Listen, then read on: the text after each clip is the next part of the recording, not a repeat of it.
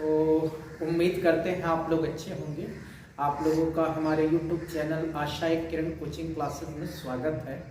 दोस्तों, हम लोग जो है आज कुछ प्रमुख सामाजिक सुधारों के विषय में पढ़ेंगे जो हमारे भारत में जो है 18वीं और 19वीं शताब्दी के मध्य हुए थे। जैसा कि हम लोगों को पता है, ठीक है, कि भारत में जो है 18वीं शताब्दी के उत्तरार्ध में जो है क्या शुरू हुए, धार्मिक और सामाजिक आंदोलन शुरू हुए। तो उन्हीं धार्मिक और सामाजिक आंदोलनों के परिप्रेक्ष्य में कुछ भारत में प्रमुख ऐसी सामाजिक कुरीतियां थीं जिनका उदय जो है, जिनमें सुधार जो है नितांत आवश्यक था। तो ऐसे समय में जो है भारतीय इतिहास के पटल में एक प्रमुख सुधारक जिनमें सर्वप्रमुख नाम हम जो है राजा राम मोहन राय का ले सकते हैं, जिनको जो है भारतीय पुनर्जागरण का अग्रदूत कहा जाता है। तो राजा राम मोहन राय, राजा राम मोहन राय, इन्हें भारतीय पुनर्जागरण का जो है अग्रदूत कहा जाता है। तो कह सकते हैं कि भारत में जो है सामाजिक सुधार की दिशा में इन्होंने बहुत सारे प्रयत्न किए और इनकी एक संस्था थी जिसका इन्होंने जो है 1928 में क्या किया, स्थापना किया था। ब्रह्म समाज नाम था उसका। तो ध्यान देंगे, इनके ब्रह्म समाज में जो है भारत में सामाजिक सुधारों की दिशा में बड़ा ही प्रयत्न किया था। तो ध्यान देंगे, राजा राम मोहन राय जिन्हें भारतीय जो है पुनर्जागरण का अग्रदूत कहा जाता है, जिनकी संस्था का नाम क्या था, ब्रह्म समाज था, और इसकी स्थापना 1928 ईस्वी में की गई थी। अच्छा, इस तथ्य के साथ जो है हम लोग अभी जो है, ठीक है, सामाजिक और धार्मिक आंदोलनों के विषय में चर्चा नहीं करेंगे, बल्कि यहाँ पर कुछ सामाजिक कुरीतियां, तो उन कुरीतियों के विषय में चर्चा करेंगे और उनमें किन प्रमुख समाज सुधारकों या भारतीय जो है नेता ने अपना नेतृत्व किया, हम उनके विषय में पढ़ेंगे। तो ये एक संक्षेप सा कह सकते हैं छोटा सा वीडियो होगा, लेकिन हम कोशिश करें कि इन वीडियो में हम उन समस्त तथ्यों का समावेश कर सके जो किसी न किसी प्रतियोगी परीक्षा में पूछे गए हैं। तो खास करके, ठीक है, हम उन तथ्यों को रखेंगे जो ज्यादा से ज्यादा किसी परीक्षा में पूछे गए। सबसे पहले हम लोग बात करेंगे बाल विवाह की। तो बाल विवाह जो था भारत की उस समय एक प्रमुख कुरीति थी। बाल विवाह की दिशा में जो है इस सामाजिक कुरीति के विरुद्ध में सबसे पहला जो प्रयत्न था ये राजा राम मोहन राय का ही था। ध्यान देंगे, ठीक है। तो सबसे पहले बाल विवाह जो प्रथा थी भारत में, बाल विवाह में क्या होता था कि जो बालिकाएं और बालक होते थे तो उनका कम उम्र में ही क्या किया जाता था, विवाह करा दिया जाता था। इसे ही बाल विवाह करते थे, ठीक है। तो इसके दिशा में क्या है, राजा राम मोहन राय ने जो है, ठीक है, सबसे पहले प्रयत्न किया और केशव चंद्र सेन जो खुद जो है ब्रह्म समाज के एक अनुयायी थे, ठीक है। तो केशव चंद्र के विषय में आप लोगों ने पढ़ा होगा, केशव चंद्र सेन और माला बारी। ध्यान देंगे कौन कौन से, केशव चंद्र सेन और माला बारी। इनका नाम जो है पूरा नाम ध्यान रखेंगे क्योंकि माला बारी नाम से फेमस थे।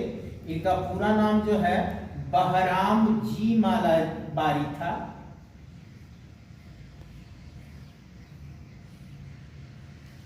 तो इन्होंने इस दिशा में सबसे पहले प्रयास किया और इनके प्रयास के फलस्वरूप 1872, ध्यान देंगे 1872 ईस्वी में क्या किया गया, जो है देशी बाल विवाह, कौन सा, देशी बाल विवाह अधिनियम। तो ध्यान देंगे किनके प्रयत्नों से, केशव चंद्र सेन, बहराम जी मालाबारी के प्रयत्नों से 1872 ईस्वी में देशी बाल विवाह अधिनियम पारित किया गया। और इस अधिनियम की जो प्रमुख कह सकते हैं धाराएं थी या उपबंध था, तो ये था कि कम से कम 14 वर्ष से कम आयु की जो है 14 वर्ष से कम आयु की बालिकाओं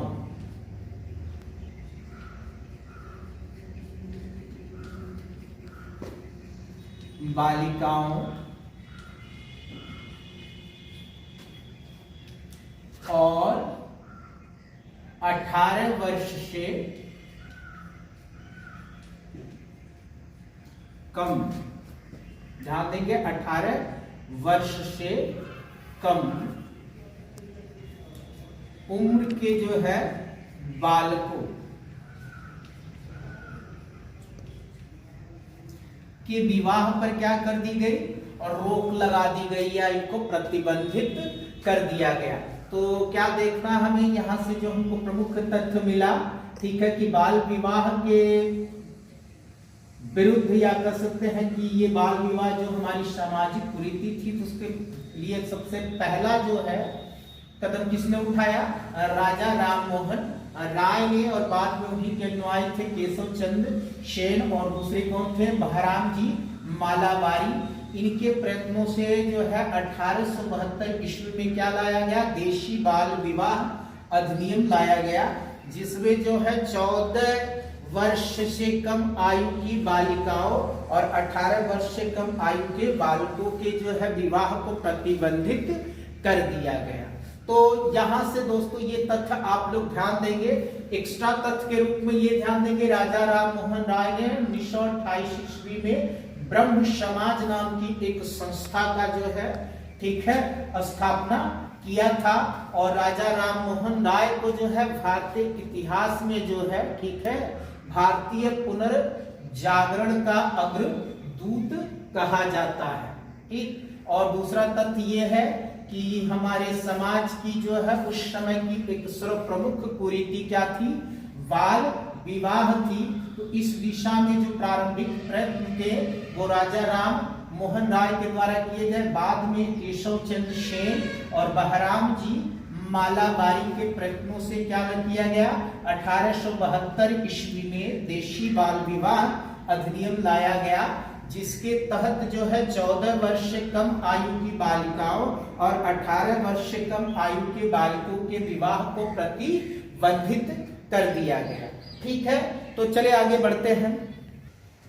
पुनः बाल विवाह की जो सामाजिक कुरीति थी, तो उस दिशा में एक और जो है सराहनीय प्रयत्न जो है H.S.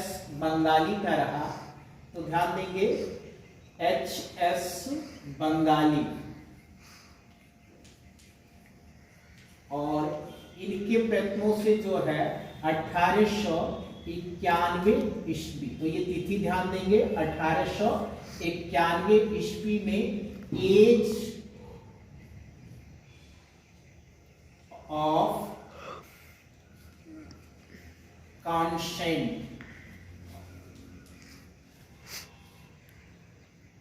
एक्ट पारित किया गया। तो ध्यान देंगे इस एक्ट का नाम क्या था, एज ऑफ कॉन्सेंट एक्ट, ठीक है, या इसको जो है सम्मति आयु विवाह अधिनियम कहा जाता है।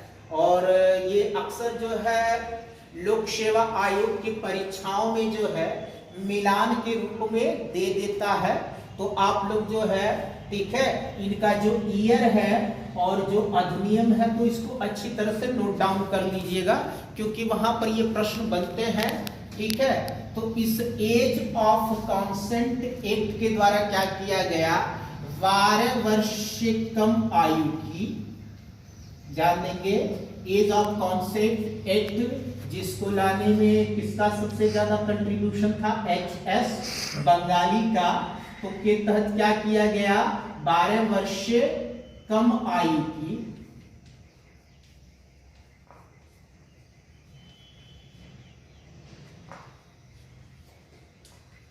कन्याओं के विवाह पर रोक लगा दी गई।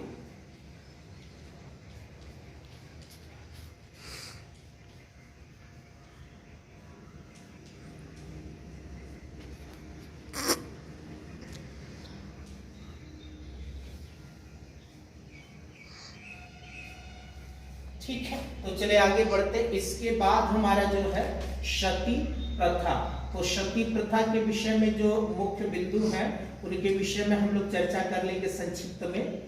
तो सती प्रथा भारत की भी ये उस समय की एक बहुत बड़ी सामाजिक कुरीति थी। और सती प्रथा के तहत क्या किया जाता था, इसके अंतर्गत जो है महिलाओं को अपने पति की मृत्यु के बाद जो है उनकी चिता के साथ जलना होता था। तो ये एक तरह की अमानवीय प्रथा थी जिसके द्वारा जो है महिलाओं का कह सकते हैं कि एक बड़े स्तर पर उत्पीड़न और शोषण इसमें शामिल था। अब इसमें चाहे उस महिला की सहमति हो या ना हो, लेकिन फिर भी उसे जो है पति की चिता के साथ जलना पड़ता था। तो इस दिशा में भी जो है सर्वाधिक जो हम कर सकते हैं कि योगदान रहा वो राजा राममोहन राय का ही रहा।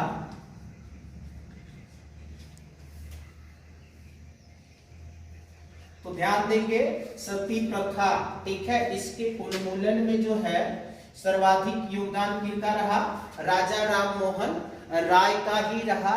लेकिन इसके पहले जो है, ठीक है, हम इसकी जो है प्रारंभिक स्वरूप को भी समझ ले, क्योंकि भारत में प्राचीन काल से ही जो है सती प्रथा के साक्ष्य मिलते हैं और प्रश्न वहां से भी बन चुके हैं। ठीक है, तो उन तथ्यों को भी देख लेते हैं। जैसे सबसे पहला जो है भारत में सती प्रथा का जो प्राचीनतम साक्ष्य है,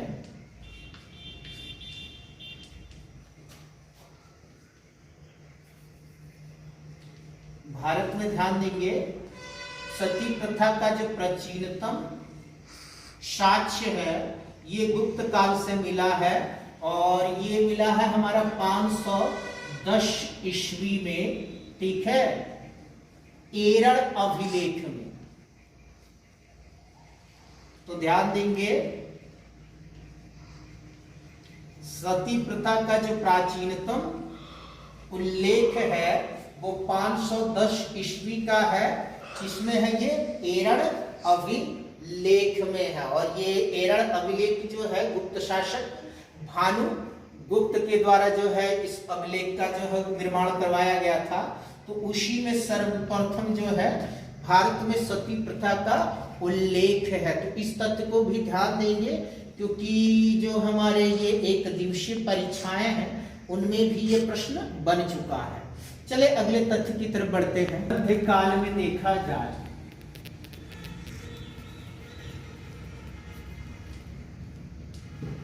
कश्मीर के शासक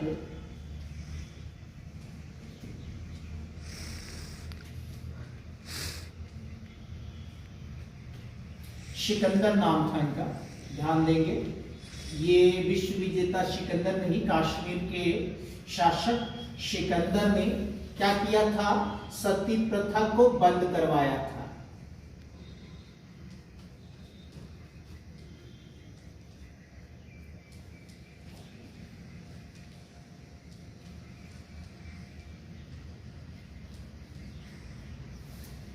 फिर जो है पुर्तगाली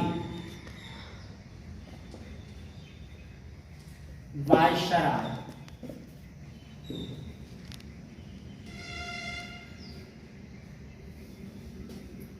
इनका नाम अल्बुकर्क। हाँ, तो पुर्तगाली बादशाह अल्बुकर्क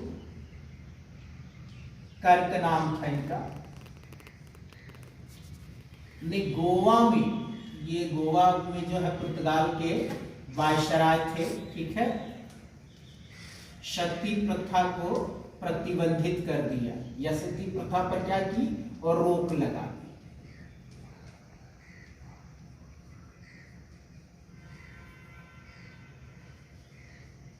अच्छा, ये तिथि याद रखेंगे 1510 ईस्वी में, ठीक है।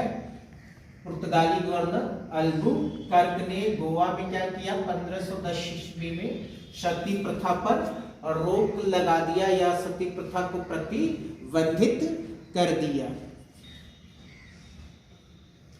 ठीक है। चलिए अब फिर जो है अंतिम रूप से जो है सती प्रथा पे सबसे ज्यादा विरोध जो था ये राजा राममोहन राय का ही था, तो ध्यान देंगे। और राजा राममोहन राय के जो है प्रयत्नों से ही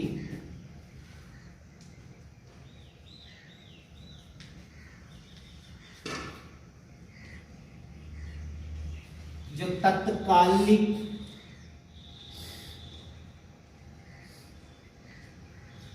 गवर्नर जनरल थे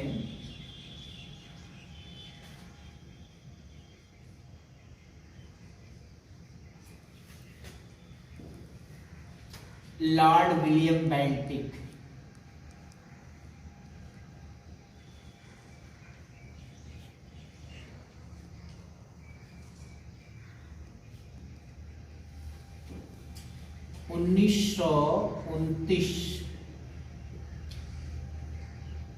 में नियम 17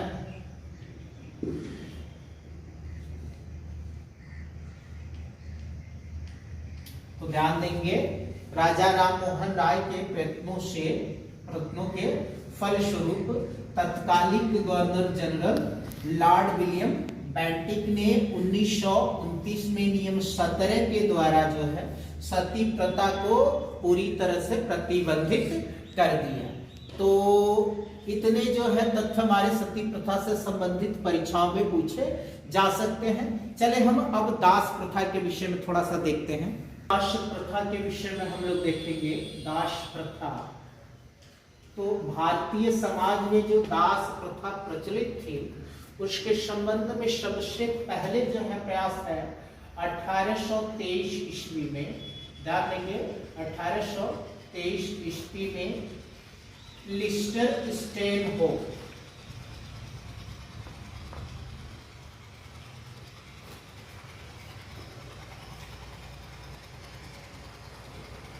इनका नाम ध्यान से रखेंगे। दास प्रथा के विरुद्ध जो है सबसे पहला जो प्रयास है 1823 ईस्वी में लिस्टर स्टेनहोप का है।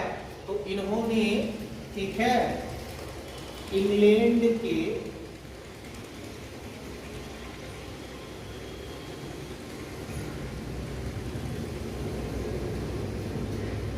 ड्यूक ऑफ ग्लास्टर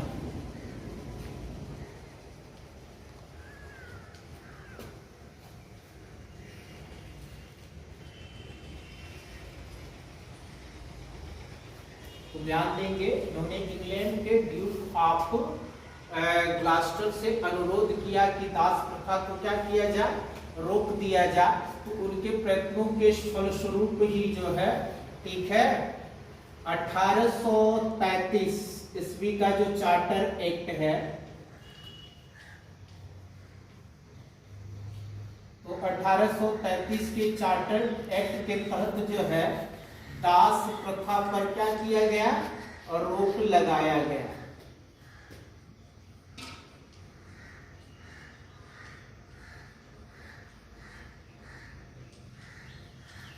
फिर 1843 का हमारा जो है 1843 ईस्वी के जो है एक्ट के द्वारा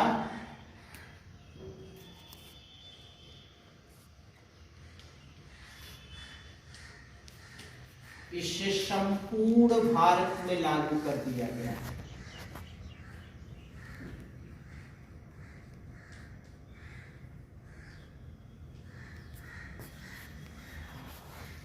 या यहाँ 1833 में कर सकते हैं, एक्ट 9 भी लिखे क्योंकि ये कोई एक्ट नहीं था।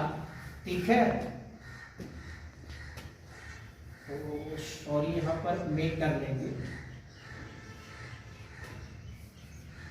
एक मिनट, तो सॉरी, तो 1843 ईस्वी में इसे क्या किया गया, संपूर्ण भारत में लागू कर दिया गया। ठीक है, और फिर 1860 में, ठीक है, तो 1860 में जो भारतीय दंड संहिता बनी, तो भारतीय दंड संहिता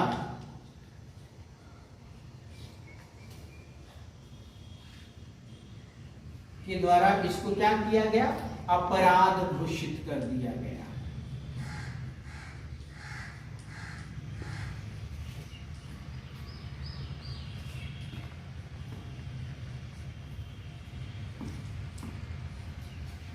तो ये जो है, ठीक है, तिथियों को आप लोग ध्यान में रखेंगे, इन्हें नोट डाउन कर लेंगे।